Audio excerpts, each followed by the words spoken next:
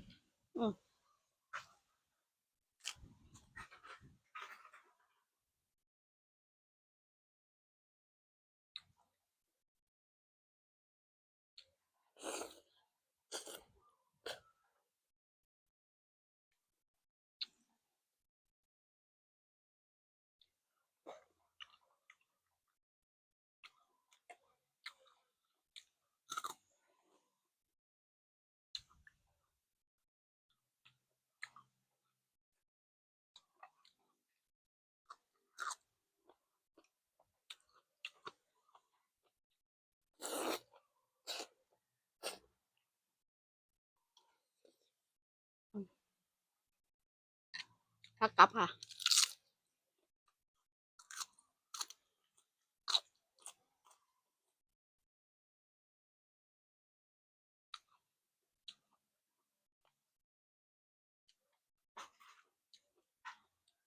ไปร้อยคิวบักโดนค่ะเดี๋ยวหน่อยนักเรียนไปกินเต็มร้านอยู่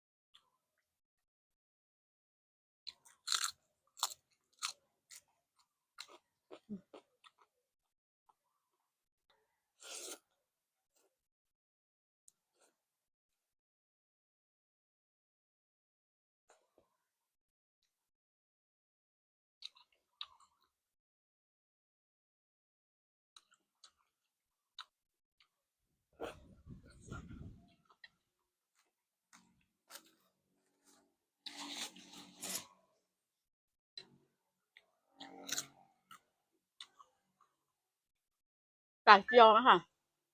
แซ่บแบบ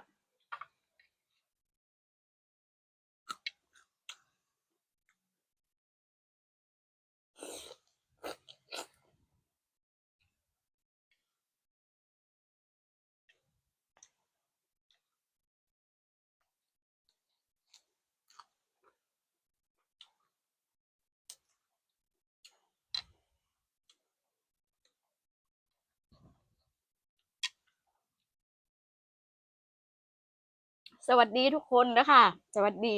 บ้านพ่อนะคะก็ขอให้คุณพ่อของทุกคนนะคะมีสุขภาพร่างกายแข็งแรงนะคะไม่เจ็บไม่ปวดจ้ามีความสุขมากๆนะจ้า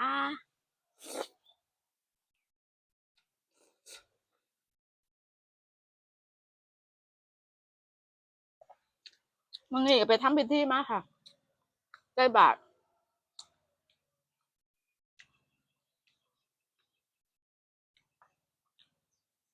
หรือว่ามาตอมกับปีเนาะมึงว่าเนี่ยตอมผักตอมแนวเลย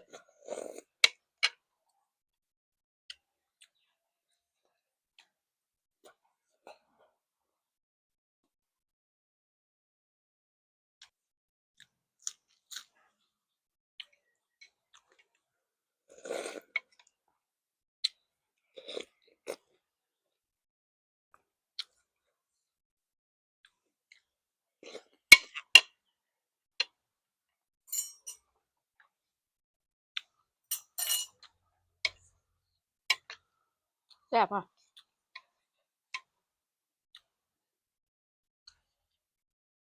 เป็นขายดีก็ดีเด้อปกติโรงเรียนไหมคะโรงเรียนมัธยม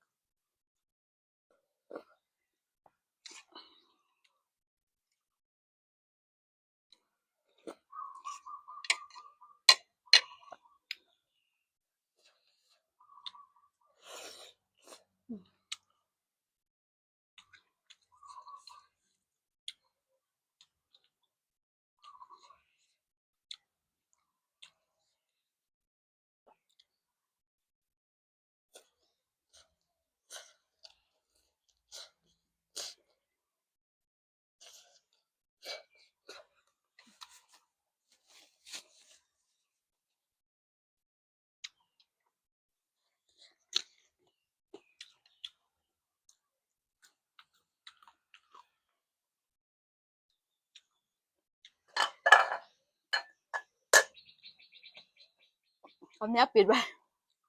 สักแมงวันค่ะต้องใช้มันต่ำกว่าปี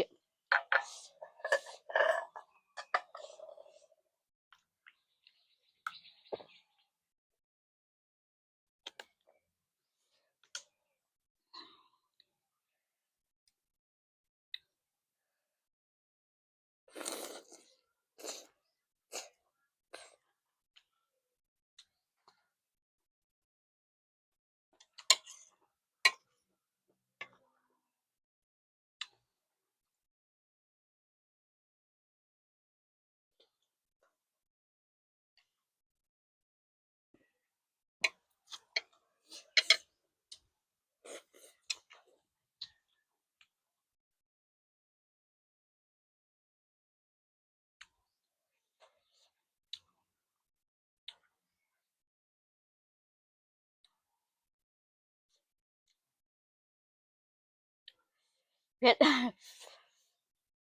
ค่ะสำหรับคลิปนี้ก็ขอฝากกดไลค์กดแชร์กดติดตาม